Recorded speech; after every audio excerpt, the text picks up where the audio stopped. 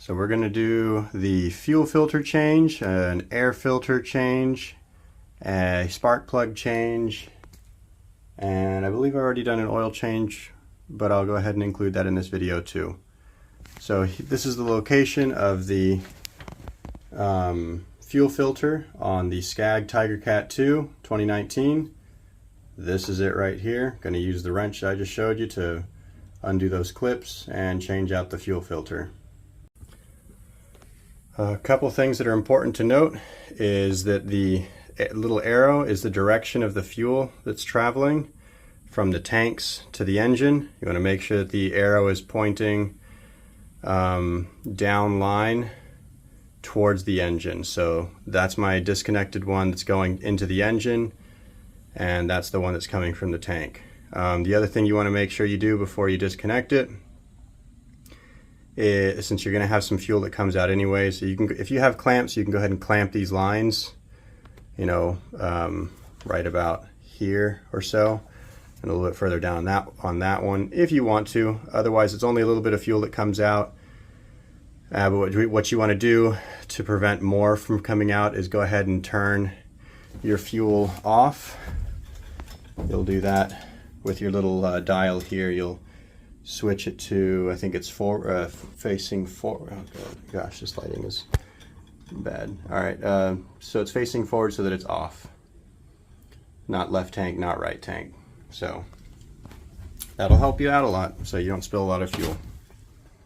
So back in this same spot, you can see I've already taken, I forget what this was called, but I took it off because I'm also going to be changing out the spark plugs. So that's where one is, right there.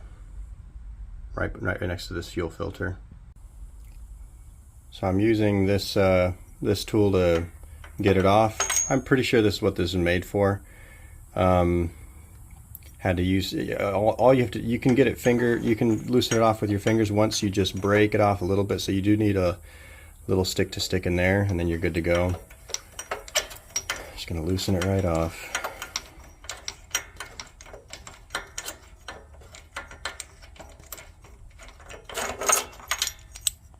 Alright, looks like we got it. Here's the old and the new side by side. You can see the one on the right is the old one. So yeah, it was time. That's good. And on the left side of the mower, pardon mine's is pretty dirty, but this is the location of the second one we're about to go for. It's right next to that, I don't know, it says OHV V-valve. So pops right off, easy peasy. Let's go for it. All right, now to get to your air filter, which, you know, I'm just going to show you today how to get to it. I apparently purchased the wrong size, but for reference, if you do have a 2019, I believe this is what this is, SCAG Tiger Cat 2, here is your engine information. You're welcome. It is 26 horsepower. It's a Kawasaki FT730V EFI, because this is the electronic fuel injection one. Doesn't have a carburetor. Important to know, does not have a carburetor. Anyways, to get to the air filter, all you got to do, let me try and get that angle right so I don't have you shadow on it, is you turn these things. They're pretty easy to turn. And then this lifts right out and off. And there's your air filter. Now, the other day when I cracked this open, this was super dirty. It was horrible. I'm probably not the proudest SCAG owner for that reason, but you know, I banged it out, got a lot of the dirt off. It's a heck of a lot better looking now. I do still want to change it, but I'm trying to see if I can get this started up. So, you know, it's probably good enough to allow some airflow through, but I'll see if I can blow some more out here in a second with my compressor and air attachment now that I have my truck back and I have some time to do so. So, well, good luck to me. Okay, so since the last time I recorded, I think last time I recorded I had changed out the fuel filter and I had changed out the spark plugs. So I also used a spark plug or inline spark plug checker thing. Here, I'll show you what that is. That's what this looks like. You plug this end into this, and you plug this end into your spark plug, and once you try and fire up your mower, if the ignition coil, which is this, is good, then this will light up. You'll see it flickering. So I did that with both sides to make sure that the ignition coils were good, because that was the next thing I needed to check. It still wasn't firing up after I changed the spark plug and the fuel filter and cleaned the air filter, which this is the air filter cleaned and installed now. I'm still going to buy a new one, but at least that's good for now. So then I was informed that I should check this guy, which is a fuel filter, or sorry, a fuel pump. So you can see that it has a connection that goes from this, which is attached to the muffler, and it's also attached obviously to the fuel filter, and this, which I found out is another fuel pump, which I will talk about in a second. But anyways, basically to make sure that this works, all I did was crank it up with this part disconnected, and it shot out some fuel. Good to go. Otherwise, you know, if you need to take it off and replace it, it's just these two screws here, and then just take off these clamps to be able to take off the hoses, and you're good to go. It's like a $40 or $50 part for this mower. So that worked. But I also saw this big black thing, which as you can see says Delphi on it, Delphi, however you want to pronounce it. And I didn't know what that was, and it took a minute, but we finally figured out that it is also a fuel pump, and it's electronically powered. So that's one of the connections on it. It feeds from this fuel pump here, which actually I need to put this clamp on over there. I'll do that in a second.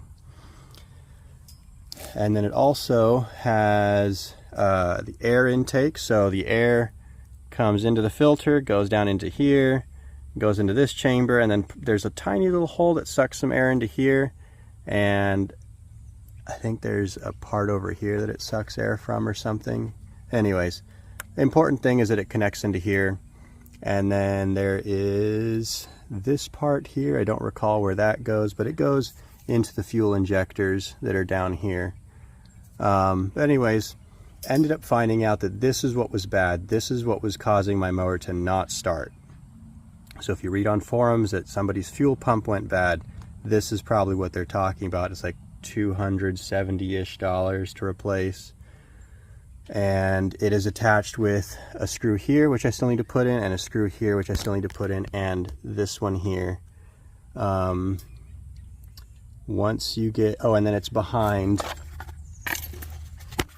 this shroud. It kind of like tucks up and under and then goes into those screw holes. So there's that one there and this one there for those two spots. It should line up. When you put the screws in, it'll hold the shroud on, it'll hold the pump on, and you're good to go. So that honestly took all in all, mechanically, it's not very long to take apart if you know exactly what your problem is. The reason I did the spark plug check is because I wasn't sure if there was if it was the ignition coil that was bad after I had changed the spark plugs, and to find out that it was a fuel line problem or something along that line, I used some starting fluid. I sprayed it. I had taken the filter off and sprayed it right into there. It started up for a second, and then once the starting fluid had burned off, it turned right back off. So that's how I knew it was a fuel problem. And then from there I was able to kind of troubleshoot with my local SCAG dealership and find out that it's this guy. That's what went bad. My next course of action, if I had replaced this and it still didn't work, then the next course of action would have been the fuel injectors, and there's two of them here. Apparently they're not very hard to replace, but I didn't need to do that this time, so I didn't do it this time. So we're good.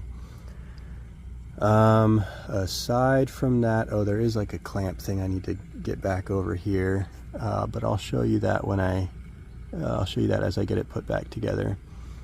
So, yep, now I'm going to put some of these screws and the shroud back on and get back to it.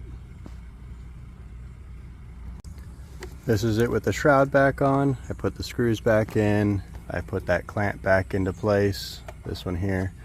And I went ahead and passed this hose through here. I don't really know what that's for, but I figured it'd keep this hose kind of tucked back away. So yeah, just about done. I've just got to put this shroud on for the air box, and then I think we're good to go.